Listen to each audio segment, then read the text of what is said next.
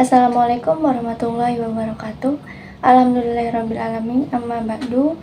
Salawat serta salam semoga tercurah limpahkan kepada baginda alam kita, yakni Habibina wa Syafiina wa Maulana Muhammad sallallahu alaihi wasallam. Yang terhormat kepada dosen pengampu mata kuliah Strategi Pembelajaran PPKN, yakni Ibu Rifda Sita Zulfiah, MPD. Sebelumnya perkenalkan, nama saya Nurul Amalia dari kelas PPKN RA1. Di sini saya bertujuan untuk memenuhi tugas UAS mata kuliah Strategi Pembelajaran PPKN. Nah, sebelumnya di sini saya akan membacakan susunan acaranya terlebih dahulu. Yang pertama yaitu pembukaan, yang kedua yaitu pemaparan materi, yang ketiga sesi tanya jawab, yang keempat penutup. Nah, untuk mempersingkat waktu, mari kita buka acara ini dengan mengucapkan lafaz basmalah. Bismillahirrahmanirrahim. Acara yang selanjutnya yaitu pemaparan materi. Nah, sebelum saya memaparkan materi, di sini saya akan menjelaskan mengenai apa sih strategi pembelajaran PPKN itu. Strategi pembelajaran PPKN adalah rencana yang dirancang oleh pendidik yang bertalian dengan pendidikan kewarganegaraan. Hal itu dilakukan agar mencapai tujuan yang maksimal ya.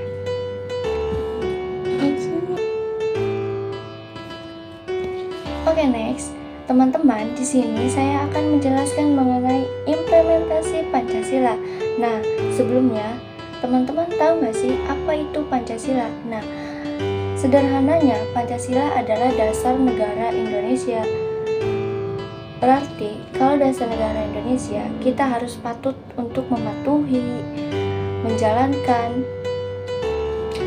Nah, di sini saya akan menjelaskan mengenai implementasi Pancasila.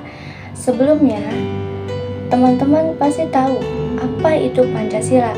Nah, sederhananya Pancasila adalah dasar negara Indonesia, yang mana jikalau menjadi dasar negara Indonesia, kita sebagai warga Indonesia patut untuk menjalankan apa yang seharusnya dilakukan dan tidak boleh melanggar aturan. Oke, nah sila pertama yaitu ketuhanan yang Maha Esa. Nah, apa sih implementasinya? Mari kita simak sebagai berikut. Nah, implementasi yang pertama dari ketuhanan yang Maha Esa, kita menjalankan kewajibannya masing-masing sesuai dengan kepercayaannya juga. Kita hidup di negara ini pasti memiliki banyak sekali agama, bukan hanya satu. Dari banyaknya agama, dari Konghucu, Buddha, Hindu, Kristen. Nah, dari berbagai agama itu kita harus mempunyai rasa toleransi, apalagi dalam lingkungan sekitar kita ya. Banyak sekali orang-orang yang berbeda agama dengan kita. Nah, kita patut menghargai apa itu perbedaan. Kita harus menghargai teman kita, jangan meledek, bahkan mengucilkan ya. Karena sebuah toleransi juga perlindungan terhadap agama kita ya. Nah, sila yang kedua yaitu kemanusiaan yang adil dan beradab, yang mana menjunjung tinggi nilai-nilai keadilan dan martabat manusia sebagai makhluk Tuhan. Nah, di sini misalkan kita lagi berdiskusi atau sedang bermusyawarah dalam lingkungan mahasiswa atau lingkungan kampus, kita harus menghargai pendapat teman karena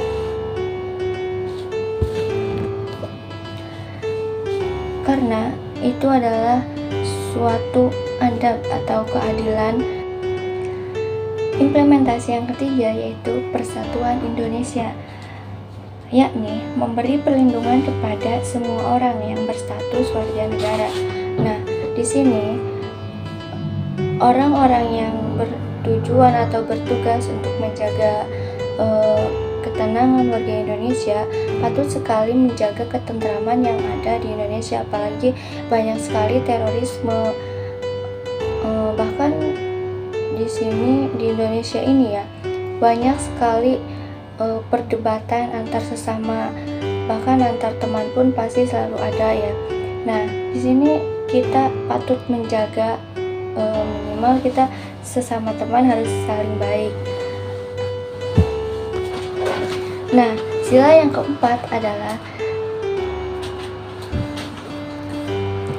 kerakyatan yang dipimpin oleh hikmat kebijaksanaan dalam permusyawaratan perwakilan. Nah, di sini kita patut selalu mengutamakan musyawarah mufakat dalam setiap pengambilan keputusan bersama. Nah, setiap kita mengambil keputusan atau misalkan kita berada dalam suatu kelas ingin merundingkan suatu acara, nah kita harus bermusyawarah dan menentukan apa itu kesepakatan akhir dan apa tujuan awal diadakannya suatu acara tersebut. Nah, implementasi yang kelima atau yang terakhir yaitu keadilan sosial bagi seluruh rakyat Indonesia, yang mana menegur orang yang mengganggu ketertiban umum di lingkungan sekitar. Misalnya, ada orang yang lagi berantem. Nah, kita sebagai warga negara yang baik patut sekali untuk memisahkan mereka dan membuat damai agar suatu keadilan sosial bagi seluruh rakyat Indonesia ini terjamin. Pancasila adalah dasar negara, yang mana di dalamnya memiliki butir-butir yang harus kita jalankan. Kita harus menjalankan implementasinya dari poin 1 sampai 5. Apalagi kita sebagai mahasiswa, khususnya mahasiswa PPKN, yang mana mempelajari PPKN atau mempelajari bagaimana politik di Indonesia, kita harus lebih erat dengan PPKN ini. Apalagi dalam Pancasila, kita harus lebih dalam memahami serta dapat mengimplementasikannya dengan baik supaya kedepannya bangsa Indonesia